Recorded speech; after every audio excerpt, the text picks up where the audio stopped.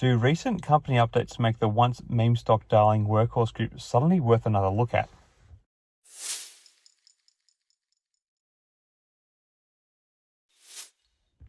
Hi again everyone, hope you're all doing really well. So Workhorse, ticker symbol WKHS, a company that has recently surprised investors with a strong 2023 outlook.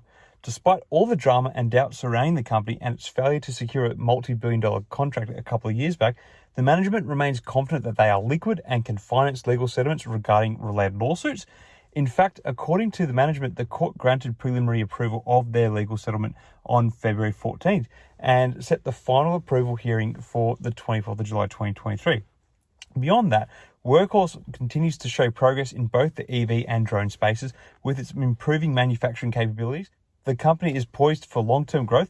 One of Workhorse's key priorities is the upcoming production of the W56, a Class 5/6 work truck in 2023, which potentially positions them to secure government contracts, including with the US Postal Service and other agencies.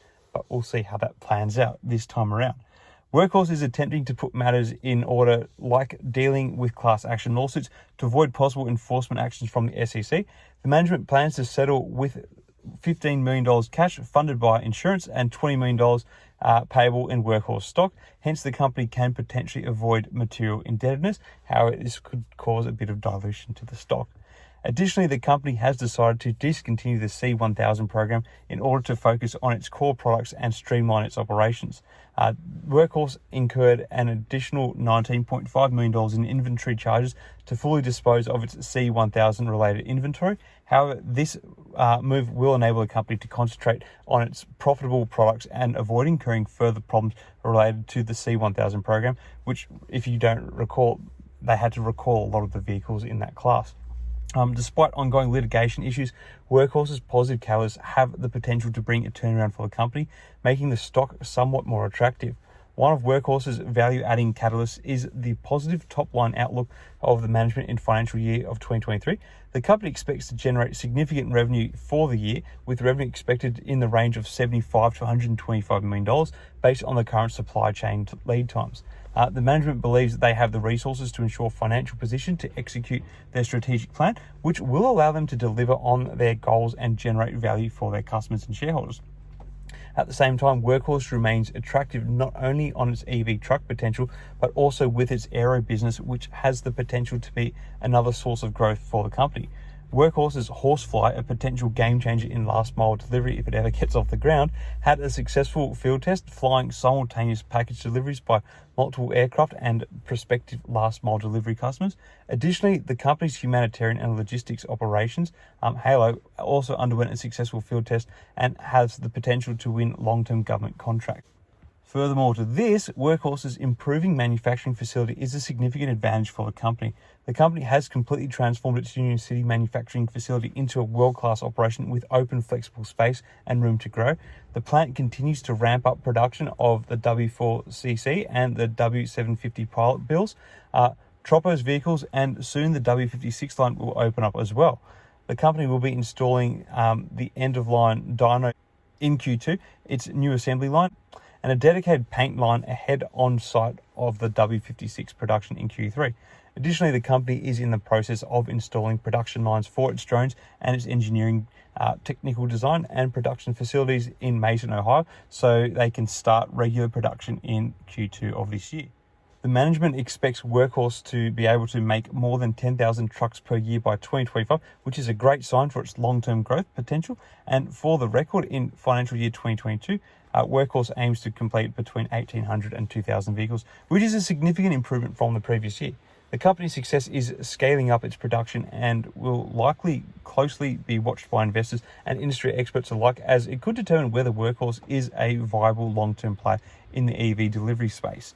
One factor that could work in Workhorse's favor is its focus on commercial EV market, which is expected to grow rapidly in the coming years, with its specialized trucks and vans designed for last mile delivery and other commercial applications. Workhorse is well positioned to benefit from this trend. The company has also secured orders from large customers, including UPS, which ordered 950 Workhorse C1000 electrical delivery trucks. However, that line is being discontinued. Another potential advantage for Workhorse is its partnership with Hitachi, a global leader in the development of EV drivetrains and powertrains.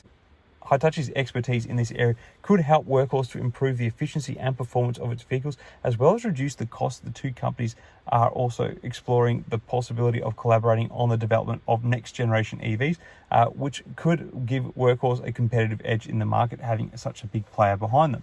Of course, Workhorse still faces significant challenges as it seeks to establish itself as a major player in the EV market. One major obstacle is the intense competition from other companies, both established players and startups who are also vying for a share of this rapidly growing market. Some of the competitors have far more resources and experience than Workhorse, which could make it difficult for the company to compete on price and quality, and is probably the ultimate determining factor in why they lost that big postal contract years ago. Another challenge for Workhorse is the ongoing global chip shortage, which has disrupted supply chains and caused delays in production of EVs and other high-tech products for multiple companies. Workhorse has already experienced some of these issues, with the company recently announcing that it had to delay the delivery of 100 vehicles due to supply chain disruptions. If the chip shortage persists, it could continue to hamper Workhorse's ability to scale up its production and meet its growth needs. So in conclusion, Workhorse is a promising player in the EV market, and we're starting to see more of that come out now. With a unique focus on the commercial sector and a solid partnership with Hitachi, the company's success in scaling up its production will be closely watched by investors and industry experts, as it could determine whether Workhorse is able to establish itself as a long-term player in the rapidly growing market. However, at the same time, Workhorse still faces significant challenges, including intense competition and supply chain disruptions, which could make it difficult for the company to achieve its growth targets. Investors considering Workhorse should carefully weigh these factors before making any investment decisions. Anyway, what are your thoughts on all this? Do you think Workhorse is worth another look now that we're starting to see some positive turnaround from the company, or is it still one that you are wary of and want to stay away from? Let me know your thoughts about it all in the comments below. Till next time, everyone, may the markets trade in your favour. Cheers.